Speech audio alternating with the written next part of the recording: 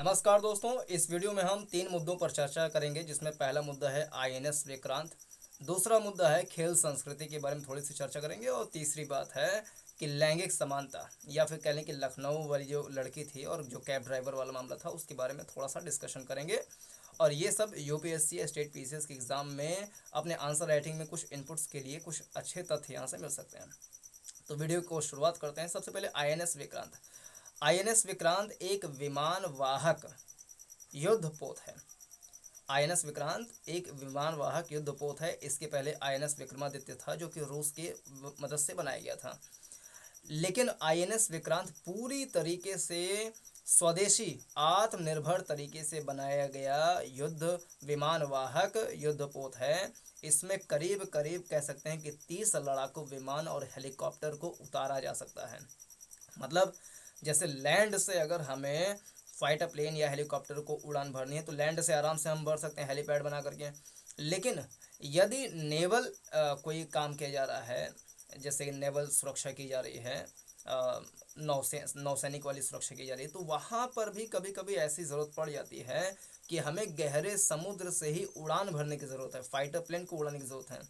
तो ऐसी स्थिति में क्या होगा, वहाँ पर लैंड तो हो नहीं सकता। इसलिए ऐसा विमान, ऐसा युद्धपोत जिसमें विमान को हम लैंड करा सकें, वहाँ से उड़ान भर सकें, तो उसको बोलते हैं विमान वाहक युद्धपोत।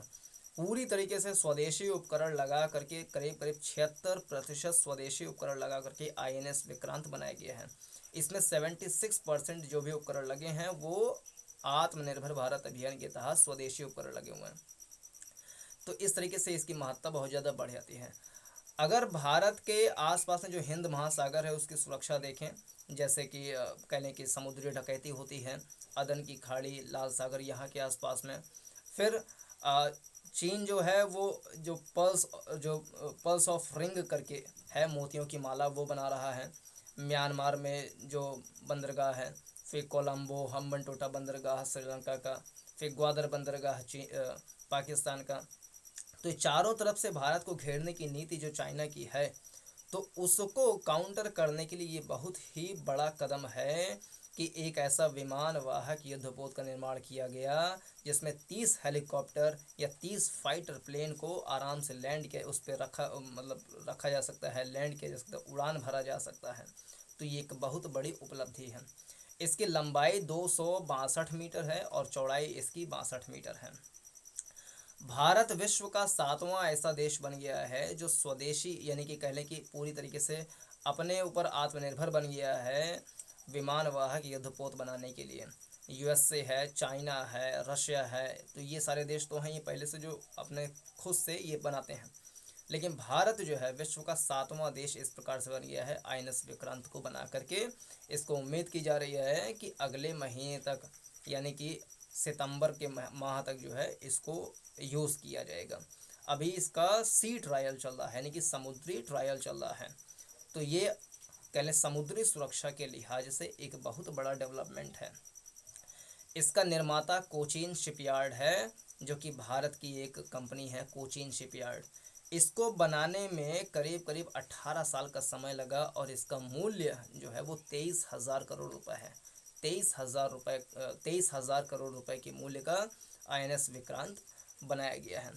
अगर भारत में देखें 2020 में देखा जाए तो करीब करीब 2020-21 में देखा जाए तो जो घरेलू निर्माता हैं जो ये सब बनाते हैं, युद्धपोत, विमान वाहक, ये सारी चीज़ें बनाते हैं, घरेलू निर्माताओं ने मिल कर के 63% अपना निवेश इस चीज़ में किया है। मतलब कि ऐसा नहीं है कि जो युद्धपोत ये सब बनाए जा रहे हैं वो पूरी तरीके से विदेशी लोग बना रहे हैं, विदेशी कंपनियां बना रही हैं।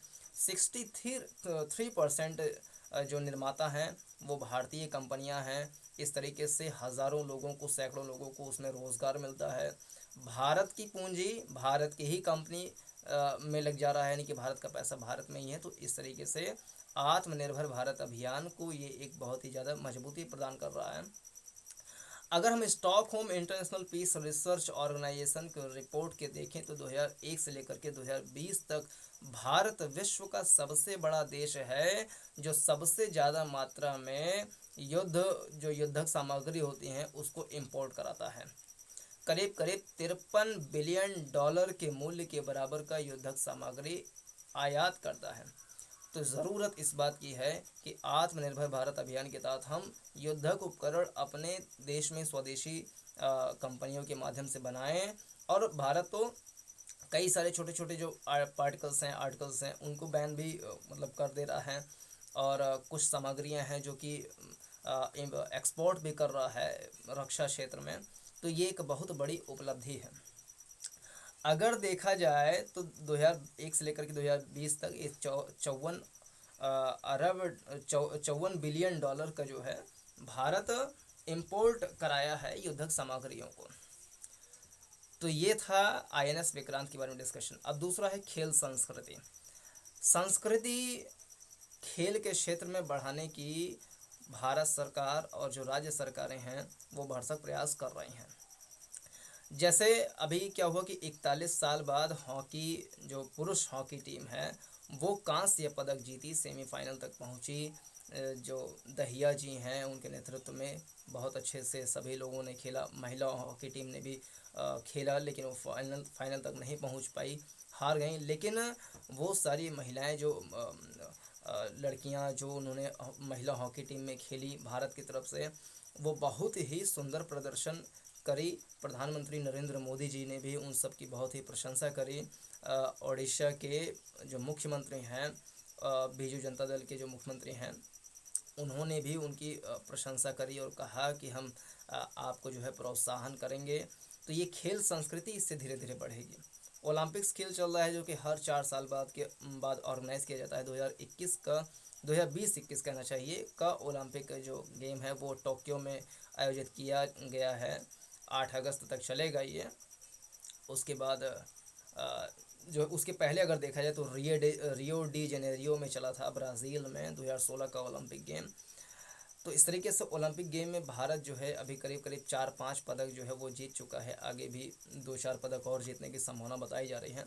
तो एक बहुत बड़ी उपलब्धि, 41 साल बाद पुरुष हॉकी टीम ने जो है कांस्य पदक जीता, ये भी एक बहुत बड़ी उपलब्धि है।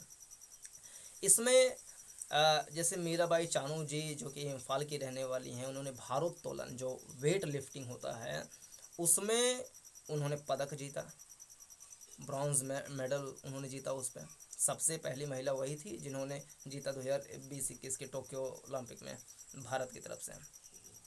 तो इससे महिला सशक्तिकरण को भी बढ़ावा मिलता है। महिलाएं भी सोचती हैं कि नहीं वो किसी से कम नहीं हैं और एक लैंगिक समानता वाली बात उसमें आती है। एक चीज़ की चुनौती हम देख सकते हैं, हालांकि ये सही है कि जो राज्य सरकार, जैसे दिल्ली सरकार कह रही है कि हम जो ओलंपिक में गेम जीत रहे हैं उनको हम 3 करोड़ रुपए देंगे। ओडिशा सरकार कह रही है हम उनको, मतलब अलग अलग सरकारें कहती हैं कि हम इतना रुपए उनको देंगे। देखिए, अगर हम सब पहले ओलंपिक खेल ऑर्गेनाइज होने से पहले इतने सारे पैसे का इन्वेस्टमेंट करके खिलाड़ियों के ऊपर लगाते तो हो सकता था कि भारत की तरफ से प्रदर्शन और अच्छा हो सकता था। अभी करोड़ों करोड़ों रुपए जो जीत करके आ रहे हैं उनको देने से प्रोत्साहन मिलेगा, ये बहुत अच्छी बात है। लेकिन स्टेडियम, जो किट होते हैं, जो उनके भोजन की चीज़ें हो सकती हैं, उनको और जो सुविधाएं हो सकती हैं, फैसिलिटीज़ हो सकती हैं, ट्रेनिंग के लिए, कोचिंग के लिए जो चीज़ें हो सकती हैं, अगर उस चीज़ पे इन्वेस्टमेंट किया जाए तो भारत देश से अनेक खिलाड़ी निकल सकते हैं। गिने चुने जो मेडल आते हैं वो संख्या बढ़ सकती है। जैसे कि विदेश, जैसे अमेरिका देख लीजिए, चाइना, ये सब बहुत सारे मेडल लेकर के आते हैं। भारत गिनती के मेडल लेकर के आ पाता है।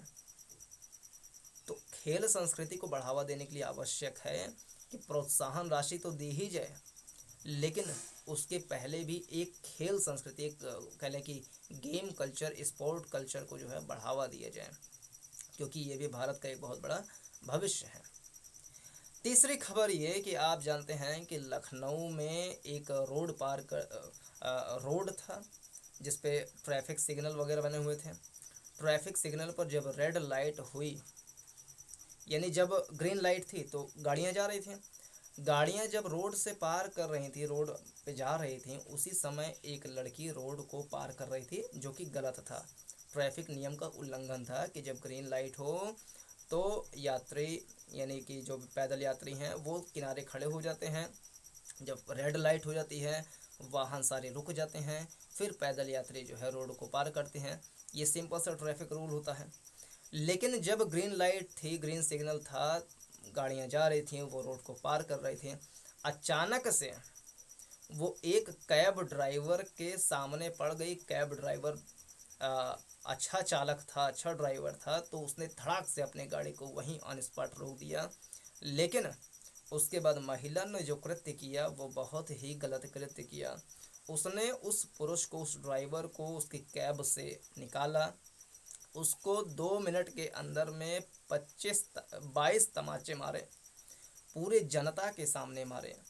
उस पुरुष ने उस महिला को एक भी लफ्ज़ गलत नहीं बोला, केवल वो अपने आस पास के लोगों से बार बार गुजारिश करता रहा कि आप महिला पुलिस को बुलाइए, महिला पुलिस को बुलाइए।